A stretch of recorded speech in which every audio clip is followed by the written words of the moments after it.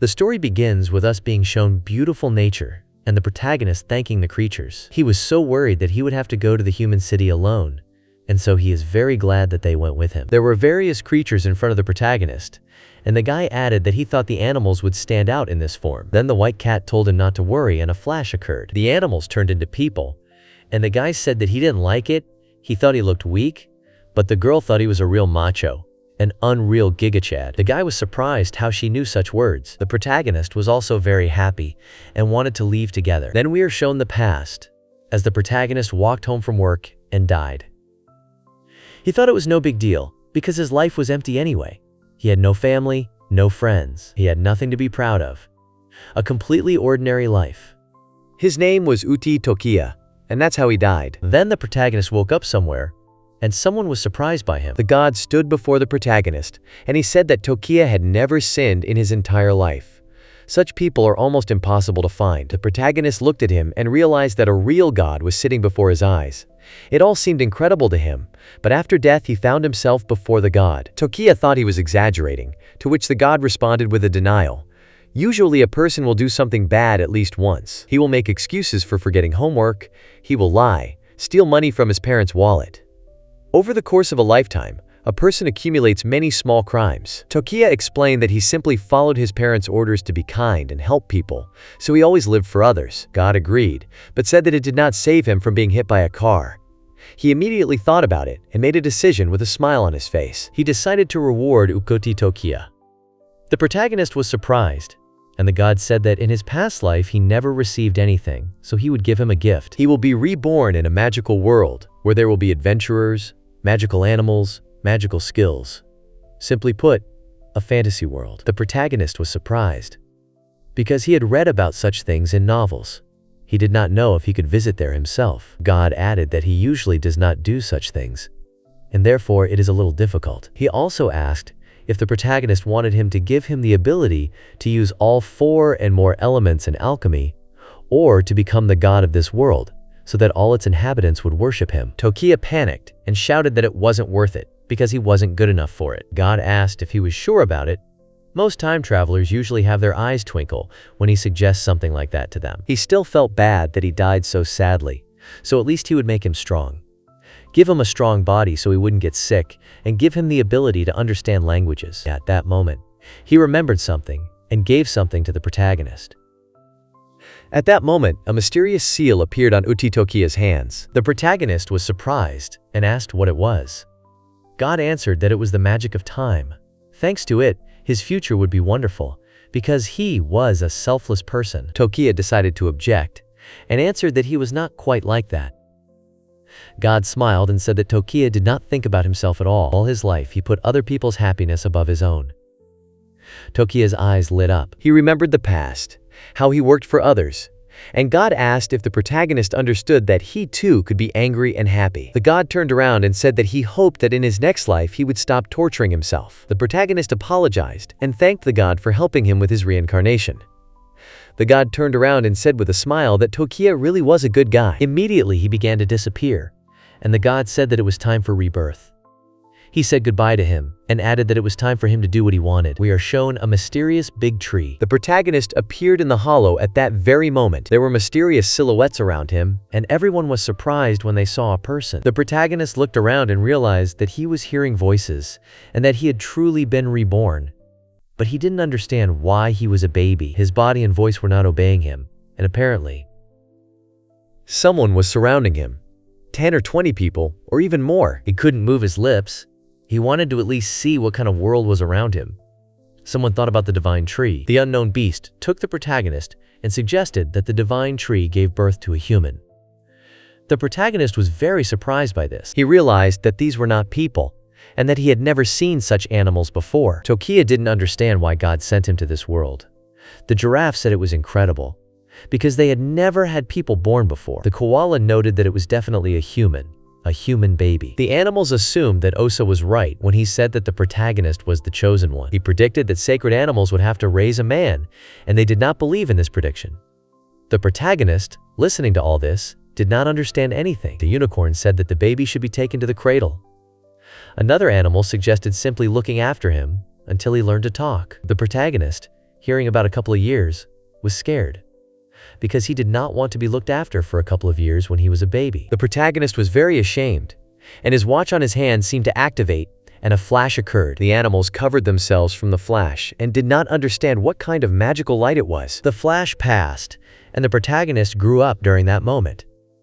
He himself did not understand anything, because literally just a moment ago he was a baby. All the animals were shocked by this, because how could he grow so quickly, and they didn't know if a normal person could do this. Tokiya was shocked by this and didn't know what to answer. Another creature immediately appeared and told them to be quiet, because they were too noisy.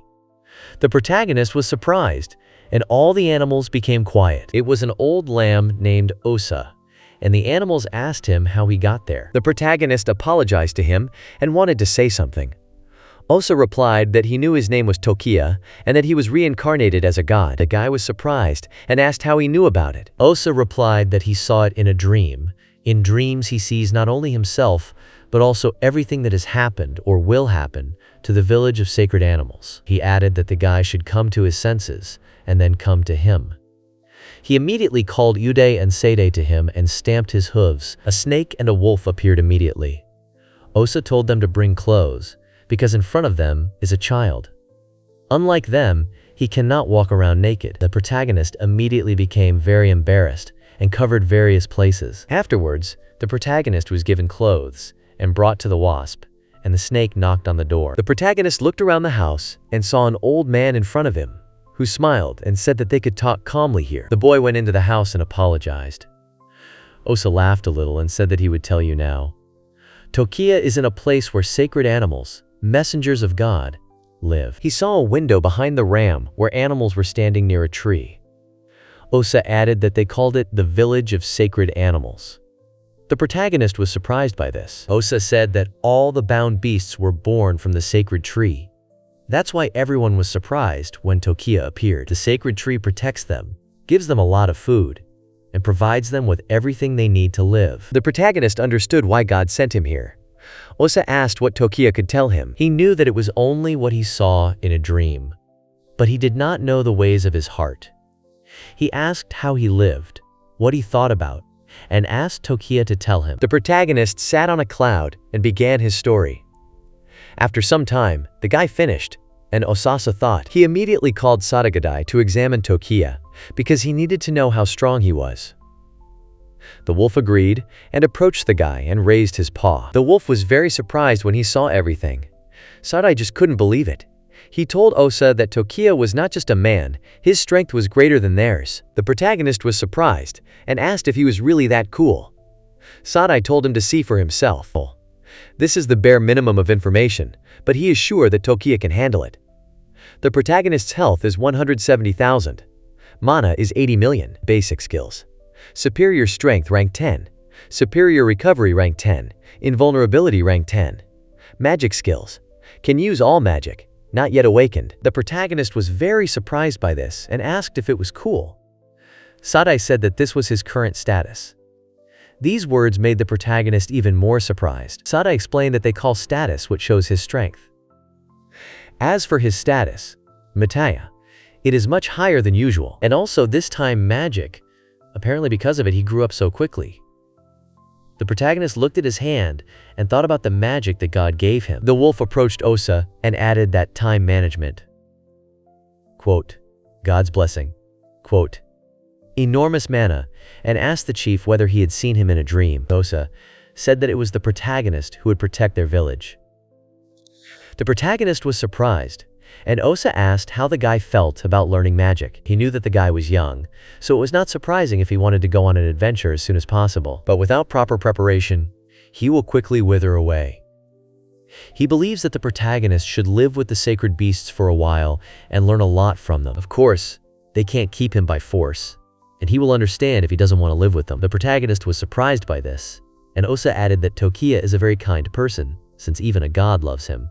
He is sure that the sacred beasts have noticed this too. He looked out the window and saw animals happily waving at the protagonist, and he became even more thoughtful. The protagonist believed that he was a truly weak-willed person.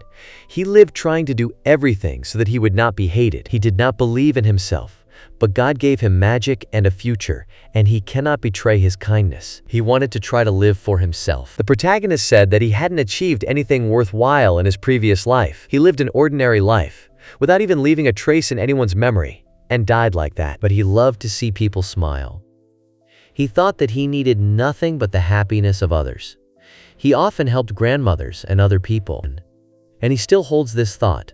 But in this world, he clenched his fist and wanted to know what he was really capable of. Using the power given to him by God, he wants to make himself and others happy. The protagonist asked if it sounded strange and looked at the floor. Osa thought for a second and answered in the negative and greeted Tokiya, which made him very happy. Osa thought about providing him with clothes, food, and shelter. He assigned this to Udai and Sadai. He needed teachers and told them to bring Shirayuki here. The snake entered the room and agreed, and quickly crawled away. The protagonist was surprised and asked Osa who Shirayuki was. Sadai became a little tense, but then Shirayuki said that he was here. A huge cat jumped on the protagonist and knocked him down. She said that the guy was the same little man from the rumors. She literally beamed with happiness and began to roll the protagonist on the floor with joy. Watching all this, Sadai asked Osa if he was sure that Shirayuki was a good choice, since she was not very friendly with magic. Osa laughed and replied that everything would be fine. Osa thought that Toki would definitely be able to help Shirayuki. She hugged him, but the protagonist was a little scared. Afterwards, we are shown the second day after the reincarnation. The protagonist, Udai, and Shirayuki were on the set to teach magic to Tokiya. Something started to shine, and the protagonist was surprised. Udai noted that he managed to use light magic. Shirayuki thought that she was beautiful, and the guy was even more surprised that he could actually use magic. After meeting Shirayuki, he was so tired that he slept until the morning, and now Sadai is teaching him magic. The snake noted that he was quick to grasp things, and that was because he had all the magic. The protagonist agreed. He thought magic was fun. He could do so many things with it. Shirayuki noted that Tokiya could do anything. He was really special. The protagonist asked what kind of magic Shirayuki used. The girl wanted to show him and smiled. Immediately, huge spikes appeared from under the ground, which made the protagonist very scared. The protagonist fell to the floor in fear and looked at the ice spikes.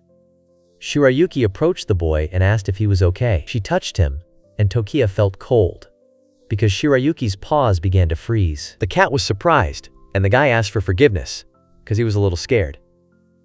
Udai appeared immediately, who was angry with Shirayuki. He angrily asked if she had forgotten that she couldn't control her magic. He had told her many times not to use it so suddenly. Tokiya wasn't a beast, he was a human. She could hurt him. Shirayuki looked at the protagonist's arm and saw a small abrasion and apologized. The protagonist smiled and said that everything was fine, because he himself asked her to show him magic. Tokiya touched the ice and noted that she was so strong and beautiful, and asked her if she used ice magic. Kitty was very happy and agreed, but she has poor control over her, so she will study with him. The protagonist understood her and was glad that they were studying together, and said that he would look up to her. Kitty was very happy. She wanted to hug the protagonist, but remembered that her legs were frozen and stopped so as not to hurt the protagonist, and he was a little surprised. Afterwards, the protagonist came to the library and was very surprised. He didn't know that there was one in the village. Udai said that if he wanted to know about something, he could go to the village library. He could find magic there. The owl said that books from their continent and all the wisdom of the village were collected here. In addition to regular books, there are magic books and history books stored here. If you want to learn magic, it would be best to take a book from here. The protagonist was surprised and asked, "Is it him?" The owl answered that his name is Johann and he is a librarian. The guy asked with surprised eyes if he had read all these books. Johann laughed and said that it was impossible. He believed that several hundred years would not be enough to read even half of the books, and he would hardly read even a tenth of the library in his entire human life. Johann sat on the stick and asked if he wanted to read the basics of magic. Tokiya said yes, and added that he wanted to learn about the food that they get in the village of sacred animals. The owl was surprised and said that they usually eat what the sacred tree gives them. The protagonist smiled and said that he wanted to read about that too. The owl immediately flew up and started looking for the book. She got him more than 10 books on the basics of magic, as well as a food atlas. He took the whole stack, and Johann added that if he needed more books, he should just call. The protagonist looked at the books and was surprised by their thickness. He wondered how many hours it would take him to read them, so he decided to use acceleration magic. The time magic that is under his control can speed up time or rewind it. Thanks to speeding up, he can increase the speed of the actions he reproduces. So now he increases the speed of reading books 500, no, even 1,000 times. At first he was quite surprised, but now he knows what time magic is and what he can do with it. Afterwards, Johann saw the protagonist who seemed a bit tired. The owl asked if he was tired already, and immediately noted that books are difficult. It is better to read them thoughtfully. The protagonist turned around and answered that he had already finished. The owl was very surprised, and then thought that he was just joking. Then Johann decided to test the protagonist. Which part of the body is best suited for casting magic? The protagonist answered that the hands, because of the least chance that he will die as a result of an incorrect cast. And this turned out to be the correct answer. And now he wanted to read about food, and used acceleration again. The book began to turn pages very quickly. Johann was very surprised by the speed, and in a moment the protagonist finished. Johann laughed, and his eyes lit up. He was very interested, and he wanted to bring him more books so that he could read as much as he wanted. Johann continued to bring him books so that the protagonist could absorb all the information. 3 whole days passed, and Tokiya finally finished. Johann was shocked, because he read the entire history of this world, even faster than the sacred beasts. The protagonist realized that people also live in this world. Johann agreed, but added that there was a war between the 3 races a few hundred years ago. Since then, they have not seen humans. In this world, in addition to sacred beasts, there are humans, demons, and monsters. However, sacred beasts live in the middle of the mountains that border the Lingam Kingdom on the continent of Alcavia in the north, in the sacred yet unexplored land of the Forbidden Mountains. Simply put, sacred beasts live far, far away, and many consider them to be just a fairy tale. The scroll said that the land of sacred animals had only been invaded once, long ago. During the War of the 3 Races, when the world was on the verge of destruction due to the strife between demon monsters and humans, the sacred beasts used their special power and ended the war. The protagonist knew that it was a monstrous war. Quote, that had wiped out almost all the demons. God had obviously taken this into account when he sent him to the peaceful village of sacred beasts. Johann said that Tokiya had never seen any other creatures besides sacred beasts, so he could live, also considering himself a sacred beast. The protagonist laughed and agreed. Shirayuki immediately came running, and Johann told the protagonist that they had come for him and assumed that he was going to magic training and that he was a persistent student. The protagonist smiled and said that he was a human, and his life was short. He had a lot to learn. He immediately mounted Shirayuki and they quickly galloped out into the street. Johann was surprised and asked why Tokiya worked so hard if he lived in a completely safe village. After Tokiya's training ended and Ubadai said that that was it and that they were progressing quickly, Shirayuki thought that Tokiya was very cool, and his gaze fell on Shirayuki's paws. Afterwards, he gathered sticks and logs to spread the fire. Once the fire was lit, Tokiya invited Shirayuki to sit next to him. A moment later, he took out a carrot and quickly cut it to make soup. The cat looked into the pot and asked what it was. The protagonist replied that he had stewed the vegetables that the sacred tree gives them and also put some ingredients in there from outside. He poured the soup into a bowl and handed it to Shirayuki to eat together.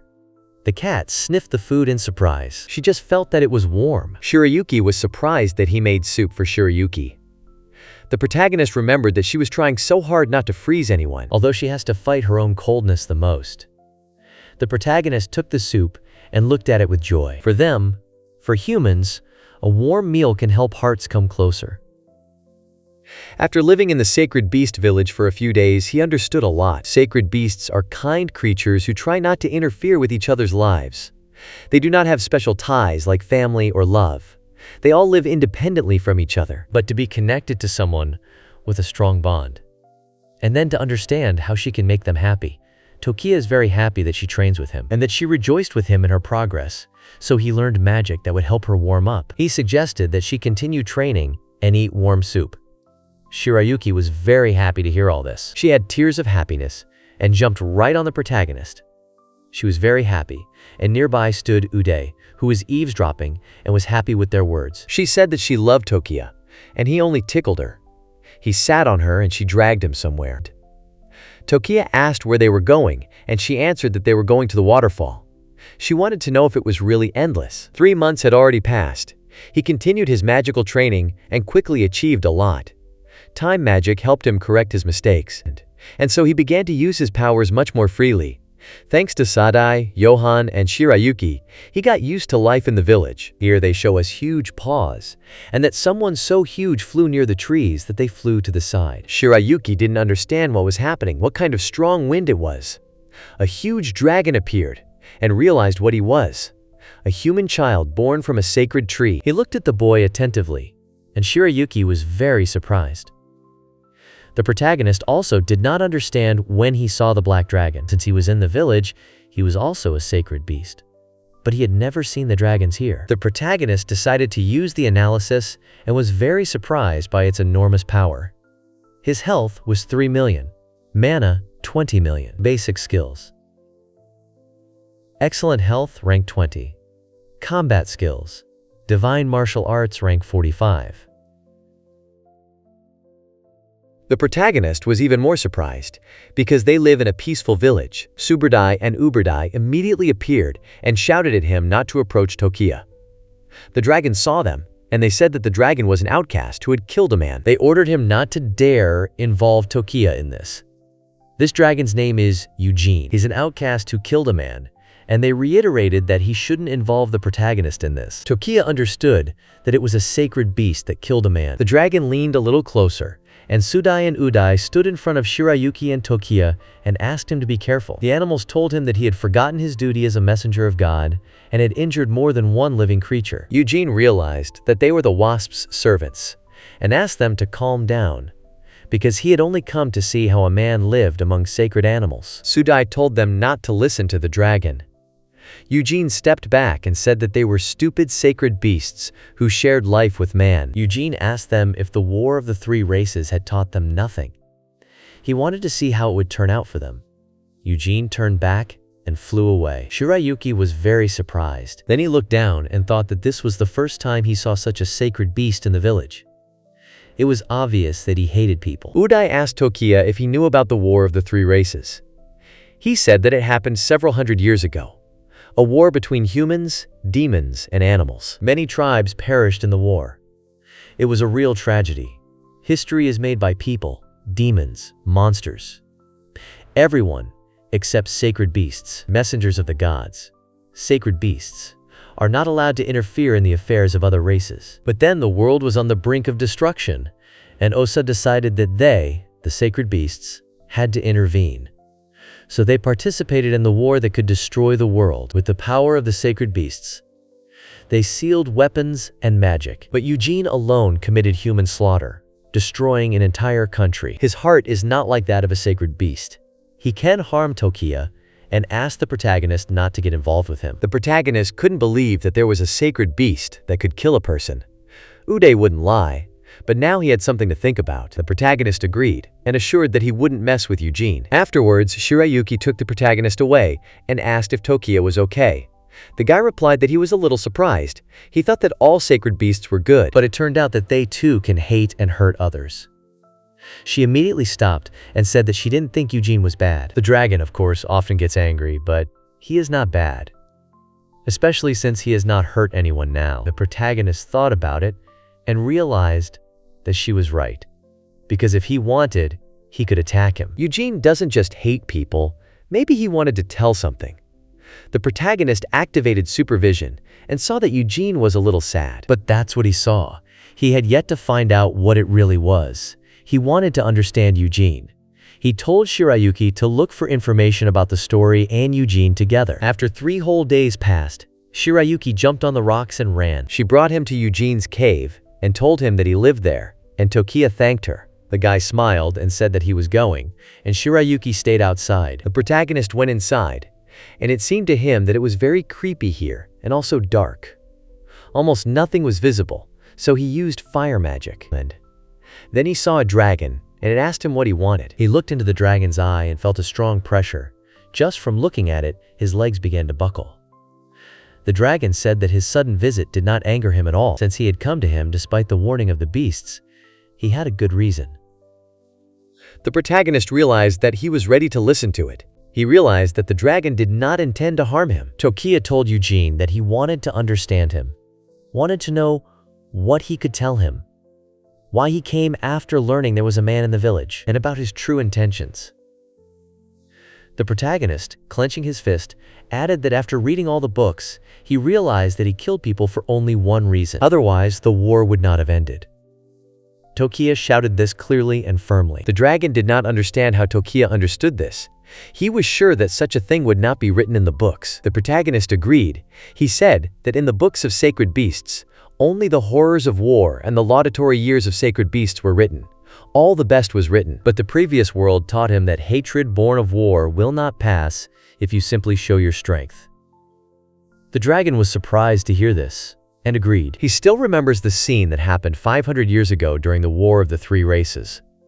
Originally, he, like other sacred beasts, showed off his power to stop the war. Seeing Eugene's strength, everyone ran away, and he thought it was good. When he was about to fly away, at the last moment he noticed a certain force and was surprised by it. The dragon noticed that the people were using some kind of magical item. The whole city just disappeared, and the dragon wondered how they did it.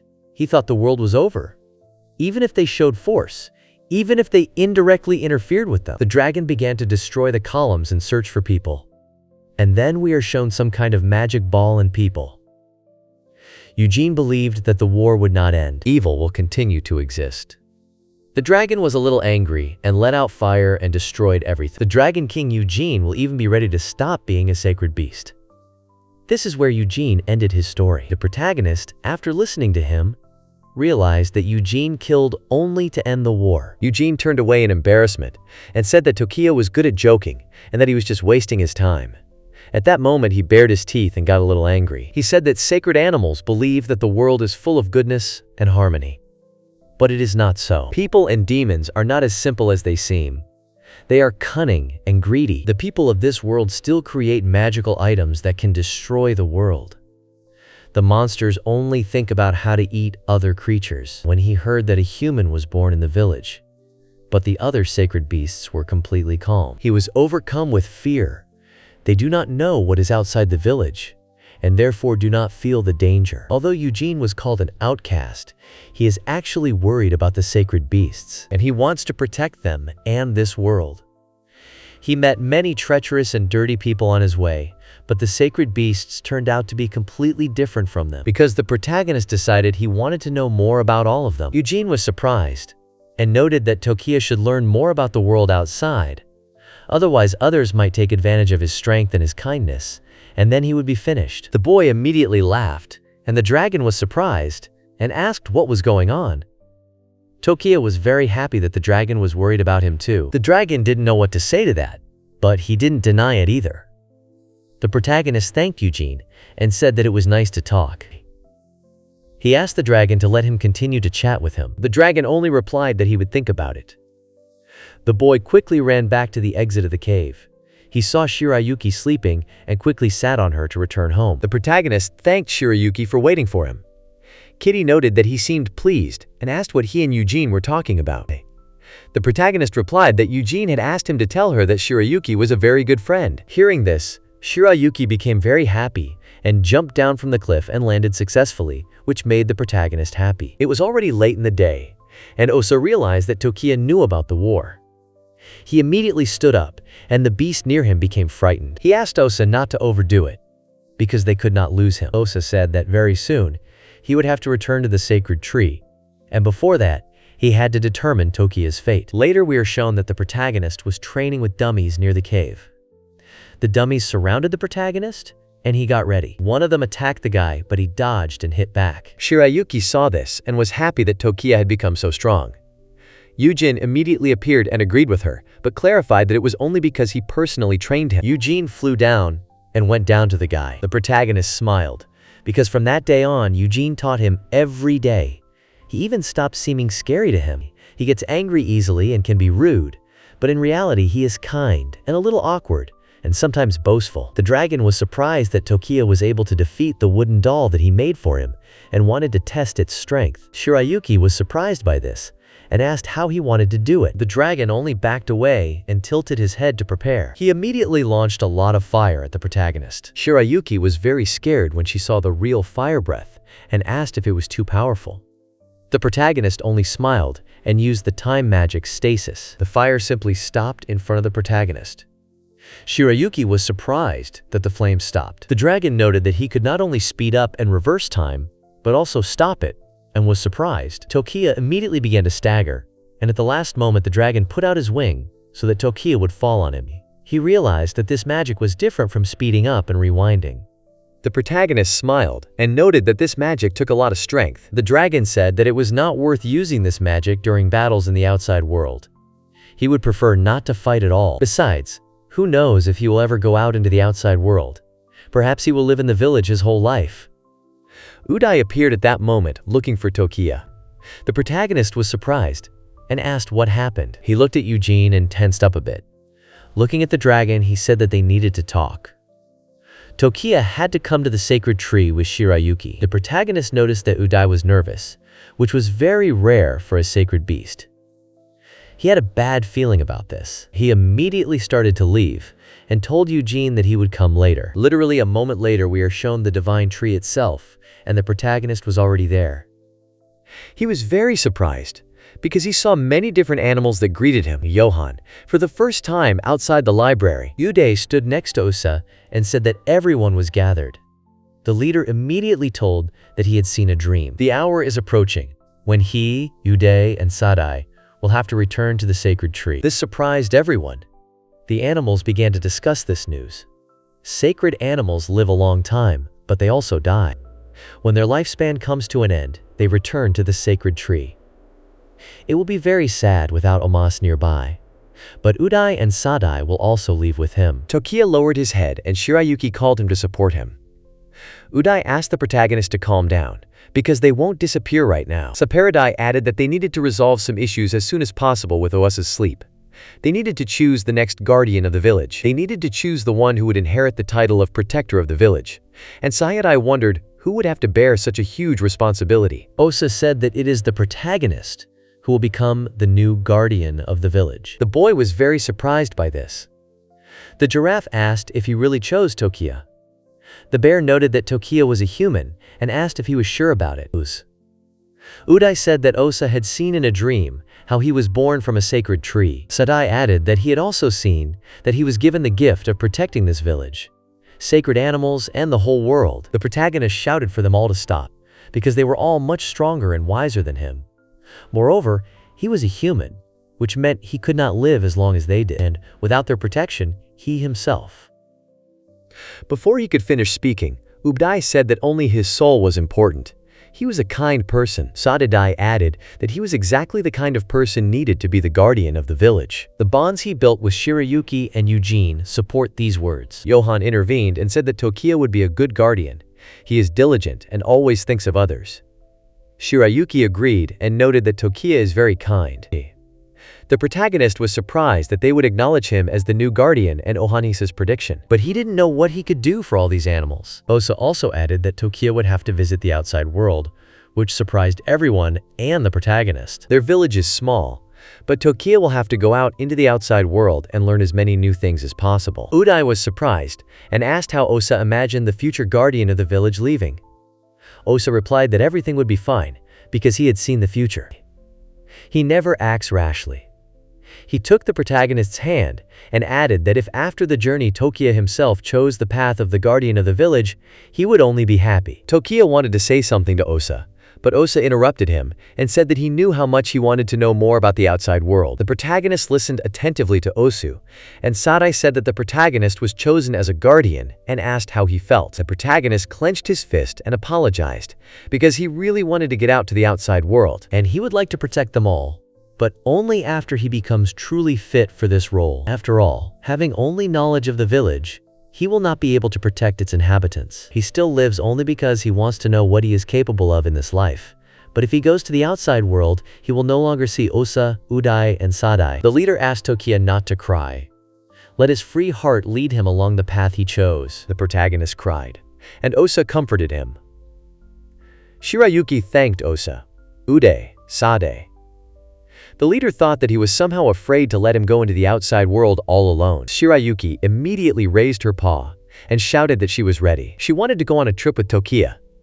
The protagonist was surprised and asked if she was sure, since this was her last chance to be with Osa. The cat said that she loved Okeus and wanted to be with him. But she didn't want to wait all this time for him to return to the village, so she wanted to go on a journey with him far, far away. Then someone in the air said that no matter what kind of guardian he was, he wouldn't let him go on a journey, and Shirayuki hugged the guy. This was said by Eugene, who flew to the animals. Everyone immediately asked what the hellish dragon was doing there. Sudai asked why he had come to them, because they had no time for his tricks and had to speak faster. Eugene wanted to explain, when the protagonist interrupted him and asked if he wanted to go with him. The dragon was surprised and asked what he was saying before him. The protagonist smiled sweetly. Eugene understood that he wanted to go with Shirayuki, and that in such company they would quickly be separated. The outside world is quite dangerous. The protagonist said that since that was the case, they would rely on Eugene. Afterwards, the protagonist told Osa, Ude, and Seide that he was going on a journey with his friends. When he understands what he is capable of, explores the outside world, and becomes a guardian worthy of the village, he will definitely return. Osa was glad to hear this. He does not even regret anything. The protagonist asked, "They are going to the world where people live. Shirayuki, Eugene, will stand out a lot." Shirayuki asked him not to worry about it, and immediately there was a strong flash from which the protagonist even covered himself. In a moment, they turned into people. Shirayuki into a beautiful girl, and Eugene into a slightly gloomy guy. The protagonist was very surprised that they could do that. Shirayuki replied that it was a secret skill of all sacred beasts, transformation magic. They could turn into both humans and demons. But she loved her tail and ears, so she kept them. Eugene looked at himself and decided that this was a weak body and he didn't like it. The protagonist was very happy about this and said that now they can live in the human world. Eugene grabbed Tokiya and Shirayuki and said that it was not time to have fun. They had to prepare for an adventure. Shirayuki noted that Eugene was such a macho, a real handsome man. He did not understand where she got such words from. He looked back and saw the sacred tree, and then the animals who were saying goodbye to him. So they left the village. They do not know where the end of their journey lies, but they do not worry. A whole world of endless possibilities. He had a feeling it wouldn't be that far off. Shirayuki thought it was cool, because everything here was different from the village. Eugene said he couldn't believe that she hadn't been here. The protagonist also looked around and realized that the forests here were much denser than in the village. Eugene said that the village was maintained in perfect condition for the sacred beasts to live there. All this correctness made him feel sick. The protagonist laughed and said that the forests in the village were neat. Then they walked forward, and Shirayuki ran ahead, singing songs. The dragon immediately told them to stop, and the protagonist agreed. There was someone in the bushes, and Eugene shouted for Tokiya to act, and he agreed. Wolves ran out of the bushes, and the protagonist was surprised. The guy stood in a stupor and could not harm them. Eugene managed to intervene using the magic of the fire purgatory dead end. The protagonist felt sorry for this. The wolves were unharmed, and Shirayuki wanted to add more ice magic to them. The protagonist asked Shirayuki not to kill them. She turned around, and the wolves, realizing that they had to run away, quickly ran away. The guy sat down on the floor and turned away. He almost started crying and apologized to them. Shirayuki ran up to him and told him that everything was fine. This is what happens to everyone when they first feel someone else's desire to kill. Eugene noted that monsters like creatures with a lot of mana. Since he has a lot of it, they see him as a good source of food. The protagonist agreed and thanked them for not killing the wolves. It was hard to watch someone die, even if they were monsters. He couldn't watch animals die in the previous world either. And in this one, he was always close to the sacred beasts.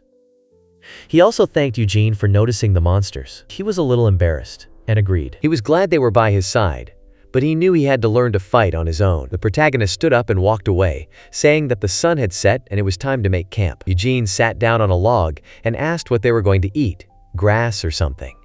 The protagonist jokingly repeated his words and raised his hand. He used the pocket dimension space magic. Eugene was surprised and asked when he learned to use it. The protagonist replied that he read the book 200 times, practiced 500 times, and that's it. Very convenient magic. The protagonist reached into the pocket dimension and said that he had finally found it.